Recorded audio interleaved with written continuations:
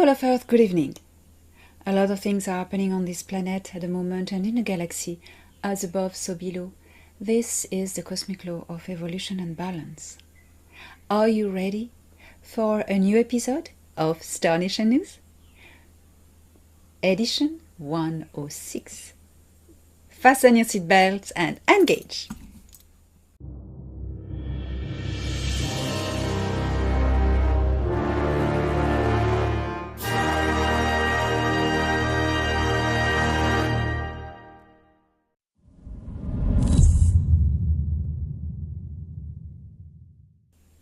After the Galactic Federation of Worlds, together with the Earth Alliance and the United Alliance of Nataru, got rid the star system of Sikaar reptilians, the regressive faction of Enlil, and the Greys. Now, the equation is not complete for Earth to be a member of the greater galactic community. The human equation needs to be solved by humans, and humans are assisted. Since the 1950s, early 1950s, the positive military programs and the positive cells in Earth governments have been assisted and helped by the Galactic Federation of Worlds. We have notably seen the US Navy and other positive military organizations working for the greater good of humanity, collaborating in programs of exchange of scientific knowledge, technologies, in order to build a defense that would be strong enough to fight off the Greys, the Sikaar, and all invaders in this solar system, and it has worked. Now, what is going on Earth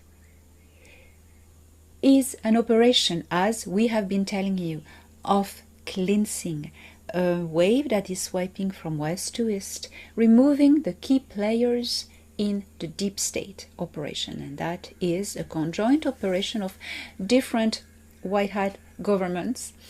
May I also remind you that in all Earth governments you have compartmentalization, different layers. You have dark players and light players. What is happening at the moment on Earth is very scary. Yes, it is the last final battle, good versus evil. The biblical times are now. They have started a while ago, and it is continuing.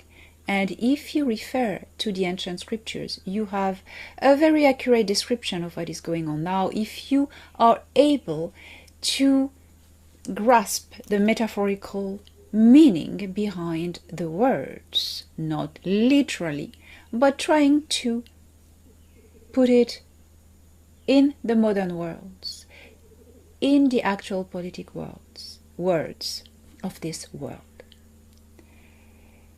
Of course, in this operation of removing the dark players, it makes waves, it makes collateral damages, because the deep state, the dark ones, are retaliating. They are not letting this happen, and they are trying to kickstart a third world war by attacking others.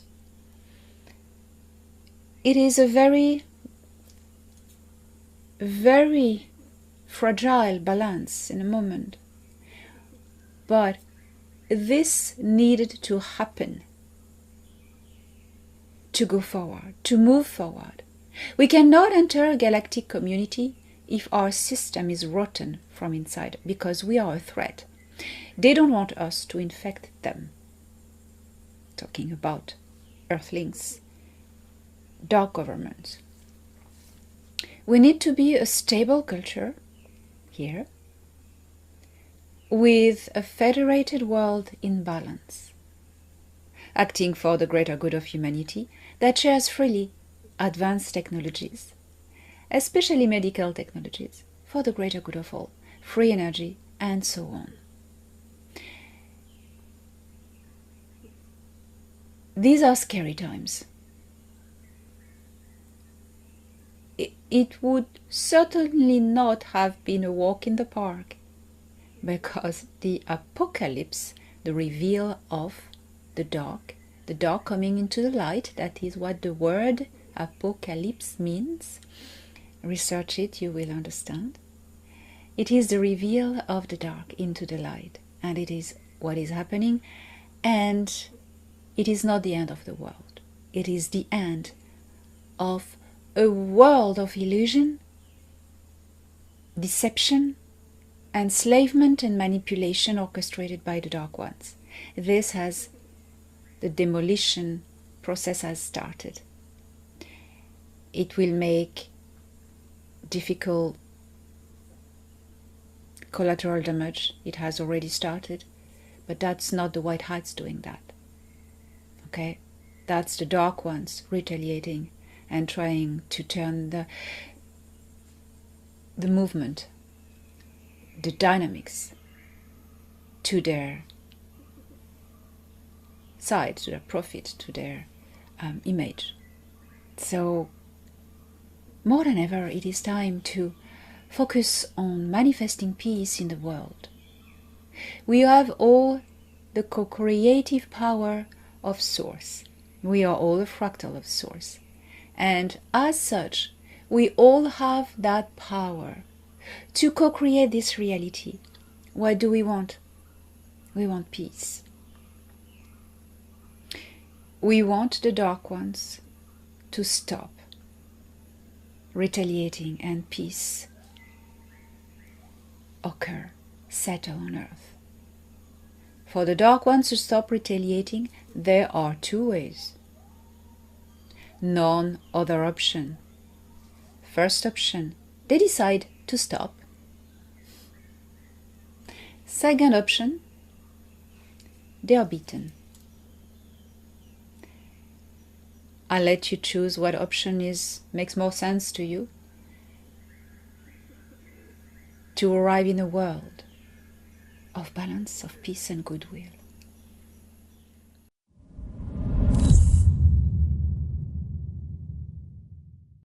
The Kuiper belt is a vast cold ring of leftover debris from planet formation that sits beyond Neptune.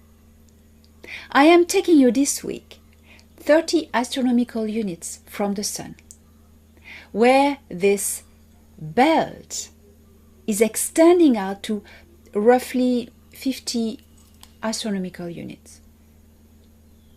This zone is made of icy objects, a lot of frozen water, methane, ammonia and rocks.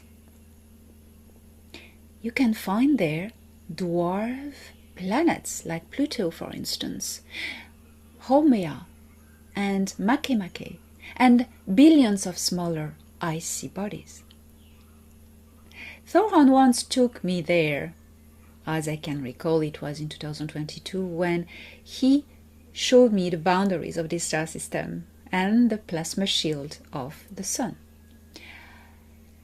Well, going through the Kuiper belt was quite extraordinary. There was a lot of dark debris, and you know the light from the Sun doesn't come really bright there, so everything's dark, okay? You don't see the rocks until your ship lights them up.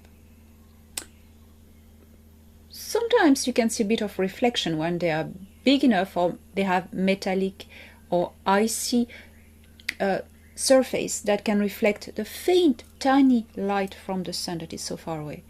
But usually it's dark, and there's a lot of water. But the water you wouldn't imagine is water. It's ice, because it looks like small asteroid rocks, brown, grayish, dark. But it is because of the space dust that has stuck to it. If you scrape the space dust, inside it's ice, frozen water. Water has been the giver of life, the gift from Creator, all throughout this universe and the others. Because water allows life to be. Water is a substance, is a superfluid that allows a lot of things. It carries frequency, it embeds frequency geometrically in its lattice. The water,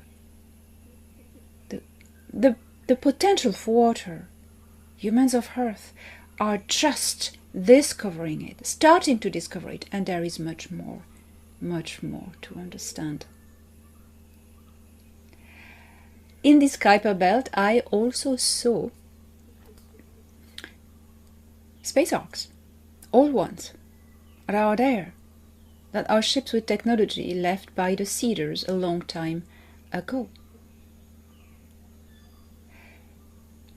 I believe I reported this already in my former series Contact, and also in my book The Seeders. This material, these little rocks, they never clumped together into a planet because Neptune's gravity, huge gravity, keeps things stirred up a bit. The Kuiper belt is the source, or reservoir, of short-period comets, the ones that swing by every few decades.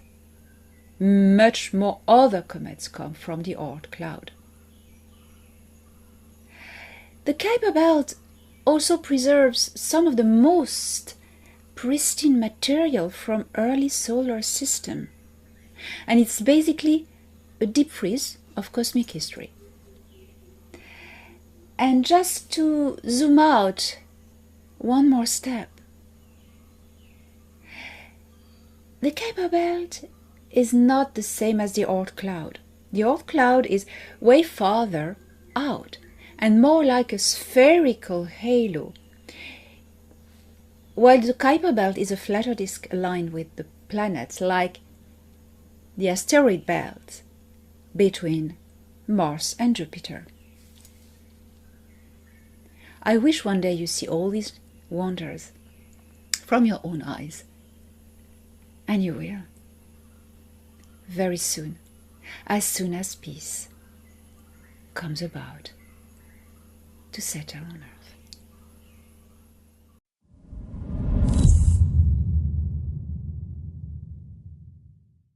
The Danaan Empire has recently redone his government. The parliament on Anukar, Ashtarini Biru, in the Series B star system has been redone. Since the fall of the Sikar Empire, the whole geopolitics of the galaxy has evolved, changed. The balance has tipped. The reptilian ways of doing is by infiltrating societies, empires, governments, planets, leadership.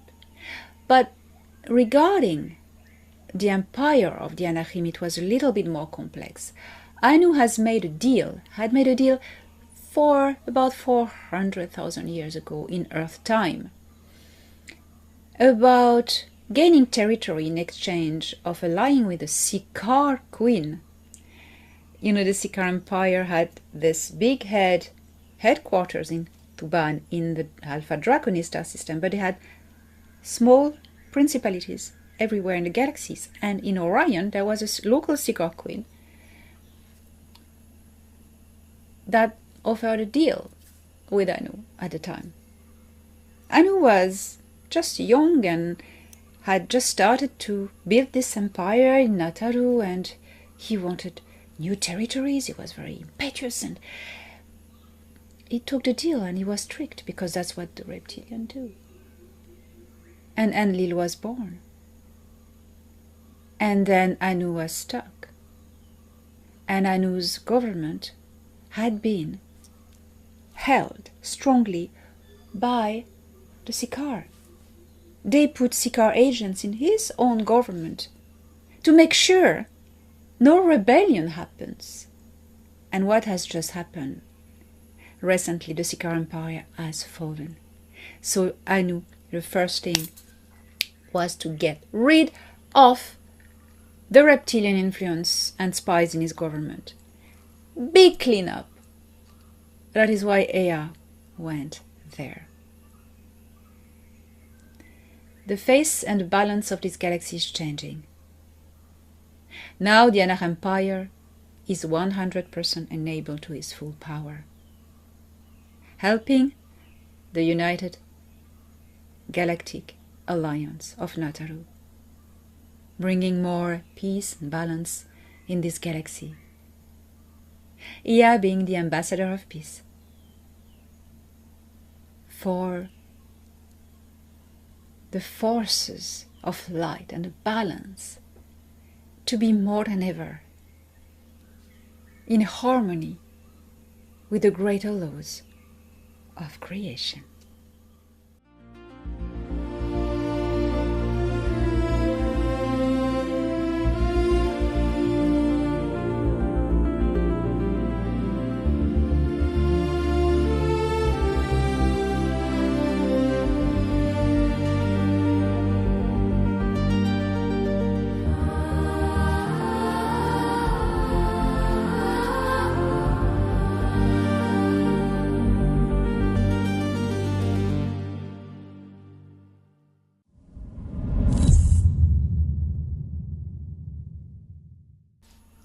Please come to my conferences in France, Patos, May 9 and 10th, where I will give a remote presentation and I will reply live to the questions of the audience.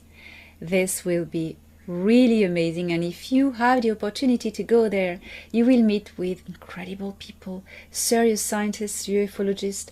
My good old friend Robert Lortal will be there, contactee of the Altians, my brother of soul, and you will have pleasure in the organization, beautifully done from Agnes Larray.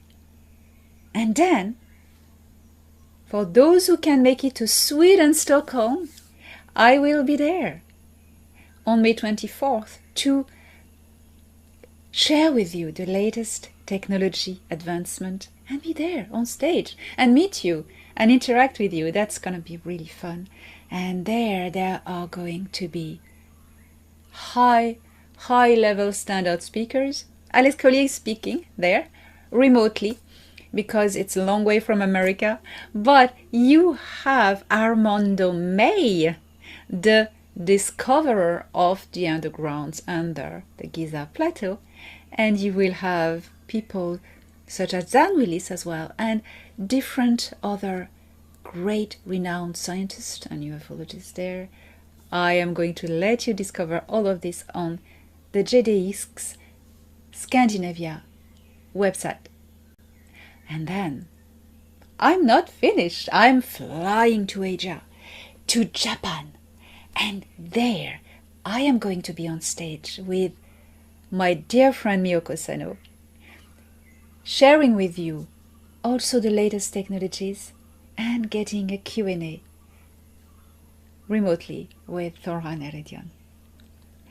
Japan is always in my heart, and it is my pleasure to come back every year for the beautiful people we've even linked with. And I'm not finished. In October, I will be in Nashville, Tennessee, for a conference organized by Corina Pataki, who is very, very brave to organize from her own pocket a smashing conference. I'm so impressed. This girl is incredible. The force, the power, the energy she has is so inspirational for everybody. Everybody. And then by November, as things will have calmed down and peace will have settled into this world and big changes will have occurred, hopefully, I will be in Dubai for the renewal, for being the ambassadors of peace. A very symbolical place that is at the moment where I'm speaking to you, being hammered by deep state military retaliation. Why? Because Dubai is going to play a big role in the world peace. You will see what's coming, and it will be my pleasure to stand there as an ambassador of peace in November on behalf of the Federation, and you will see things will happen there. So I will keep you posted about more information, and in the meantime, beautiful people of Earth, I am sharing with you all the love from my heart to yours.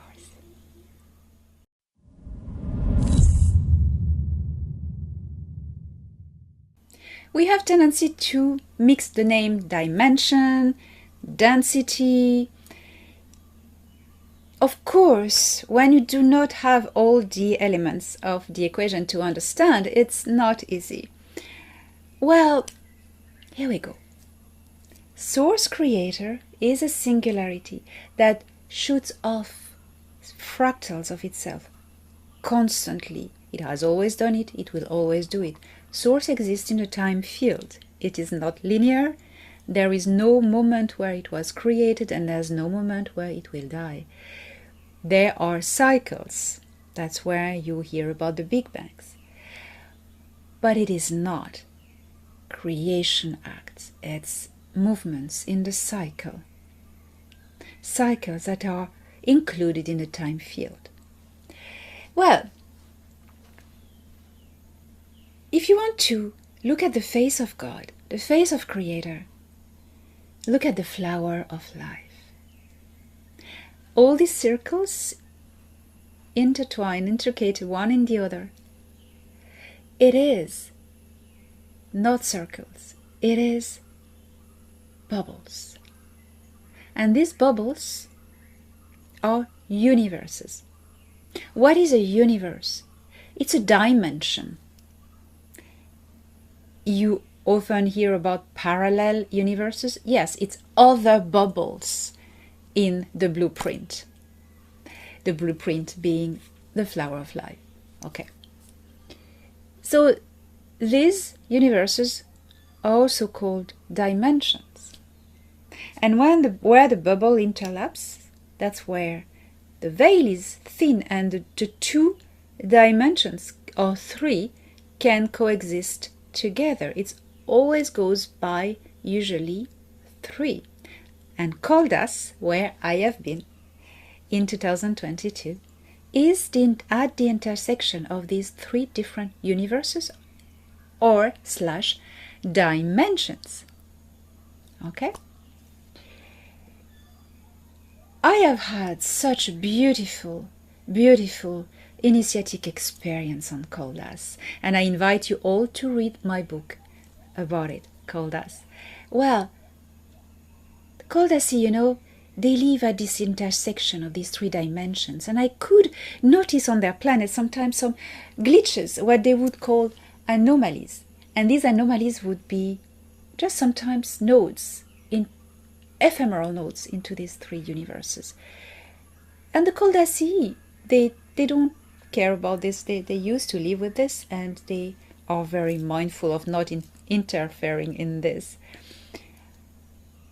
You can find Koldasi people, not only on Koldas, but they have two colonies in this star system. One on Venus, in the underground, also called Nara, and one in the oceans of Neptune, also called Antu. There are no Koldasi on Earth. They never were on Earth. It's too dangerous for them. They never were able to be there. Imagine the Sikaar, the Greys, the Enlil faction. How could such beautiful people and peaceful people as the Koldasi decide to have a colony on Earth? You're crazy. No. So they never were there. They live at this intersection of three dimensions. So a dimension is a bubble universe. Okay. What is a density then? Density is not a dimension, okay? A density is a layer of frequency in this universe. You imagine the bubble universe like an onion. And you have all these layers, one in the other, but each layer has a different frequency. A frequency is a speed, it's time base. It is a frequency, it is a speed rate between the vibration or between two particles. The speed rate. Frequency is a time factor in matter. Okay? Then you have the physicality, which is space factor, and you have the frequency, which is time factor. Okay? time and space. You have a scale of different frequency layer in a dimension or universe.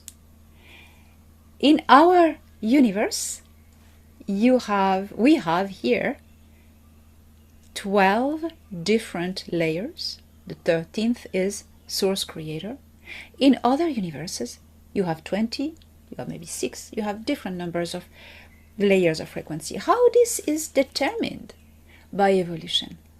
A bubble universe that is shot first from the core of source has one dimension, and then with the development of consciousness in this universe, the dimension of the bubble expands.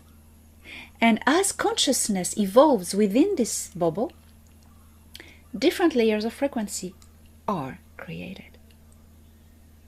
And that's how bubble universes grow. And that's how a dimension is composed of different layers of densities.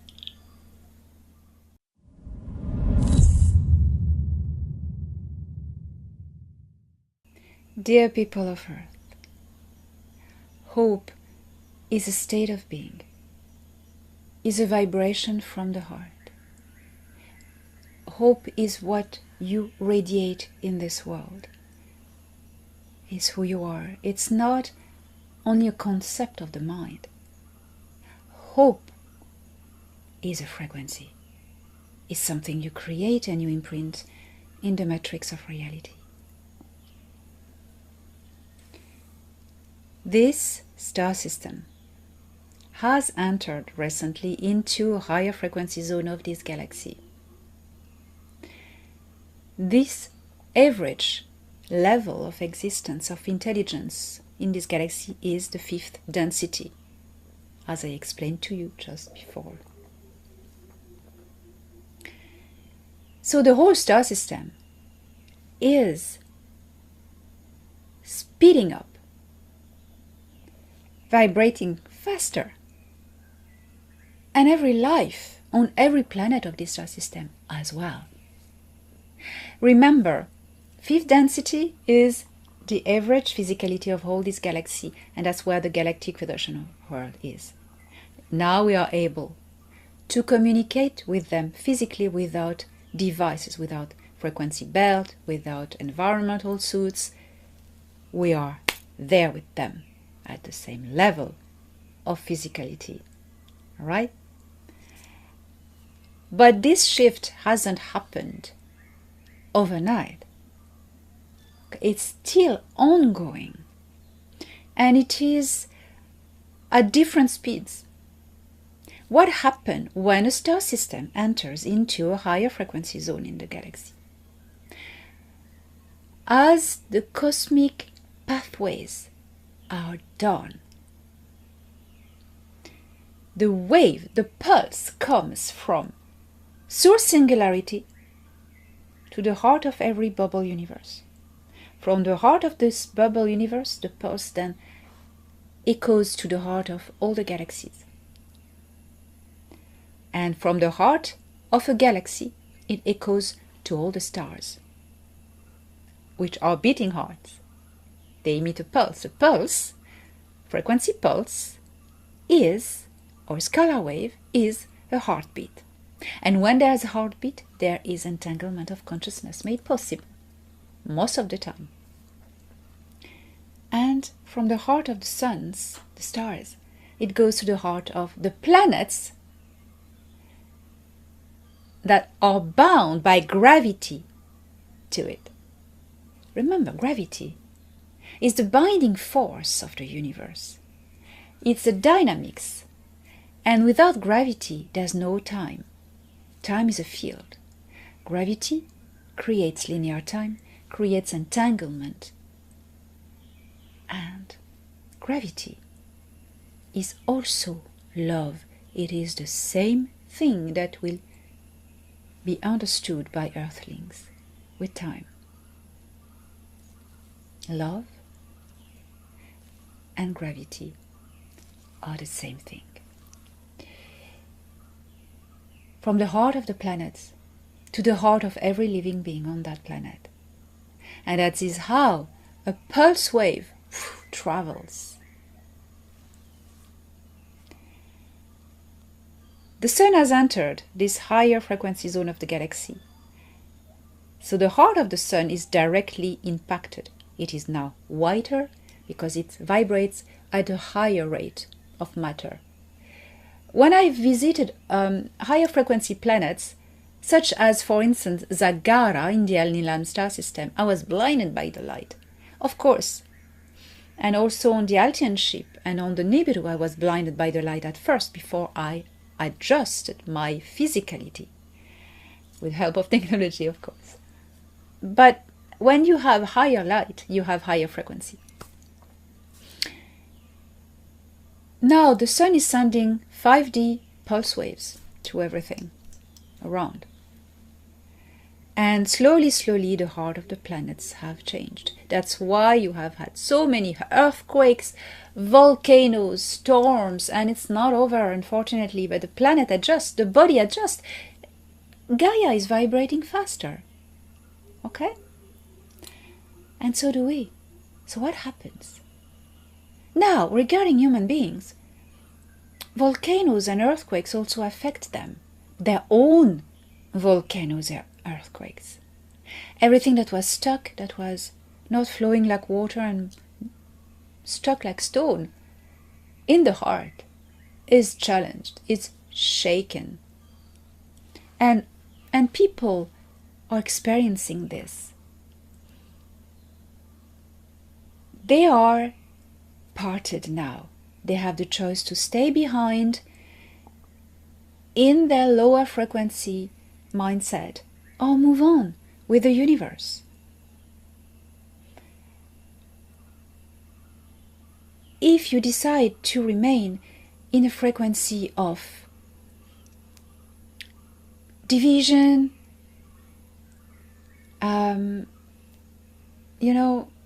you will stay in the suffering. Everybody's moving into 5D. These two planet things is a nonsense. It's one planet. But on it, people experience the change at different levels. They all change. You all change. But if you decide not to find the higher peace in your heart, you will remain in the old vibration that you've been until now. But then, because of the environment has shifted, you will be in dissonance and you will suffer. And you will feel tormented, like thirsty for more conflict, like a loop. And once you enter the loop, it's very difficult to get out. But it is possible. By finding the spark of source within your heart. It is there for everyone. It has always been there. We are all it. The seed. It is up to humans now to decide what they want to do. Do they want to move on to the Star Trek future and the world we're going to build by being part of it? Or, anyway, moving into it, but being an agent of discord, remaining in pain. The choice is everybody's. You know why? There is no dark people. There is no light people. There's just people. Every life in the universe is an offshoot of Creator, is a children of Source. Right? Source has created all consciousness. We all come from the same source. But this universe is dual. Creation is dual. There is creation, destruction, and that creates a dynamics that generates cycles, and that generates evolution. Because of this balance that needs to be maintained, some beings are going to choose the path of destruction, division, conflict, to balance the path of creation and peace and evolution. this one is always higher because that's the dynamics that goes that way. The universe evolves, does not involve. These beings, such as sometimes a whole empire, such as the Sika Empire, or the Greys, these consciousnesses, these sentience, they choose the destructive path. So their behavior and their actions will be destructive. But the seed that is in them is an offshoot of Creator. There's one Creator. There's not a dark Creator and a light Creator. No. That's how you can understand that extraterrestrials, as you call them, are not angels, are not demons, metaphorically speaking. That's why Thorhan stressed the point many times that when you come about the great galactic gathering with our all families together physically, you will need to be aware that non-Terran people are not spiritual guide angels, all of them. Haven't you learned the lesson with the Sika Empire and the Greys? Well, here we go. We are the path we decide to choose. And with these words, I will encourage you to find that seed, to make it shine, and remember who you are.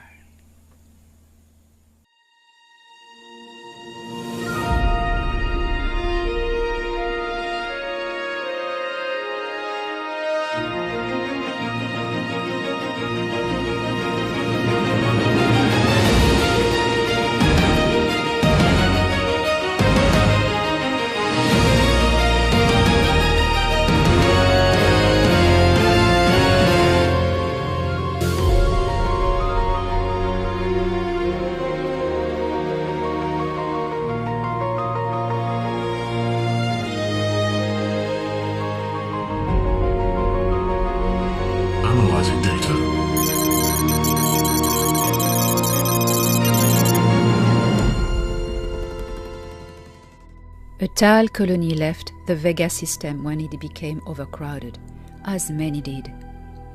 They were welcomed by the hospitable Nomen in the Tauri system, who offered them residence on the fifth planet, Nusha. Legends say that the Tal colonists were a significant genetic influence on the Nomen over time. It is interesting to note that the Nomen's passion for genetic research and compare it with the astounding genetic diversity in their makeup. Could the Nomen be attracting other species to their star system for the sole purpose of experimenting with new material? The Nomen have always refuted this practice, but who knows where the truth resides. The Anush are a peaceful society, member of the Galactic Federation of Worlds and the Galactic League of Merchants, but with a small space fleet and one orbital defense station. One of their characteristics is an interest for laws and ethics, which they are taught from their young age.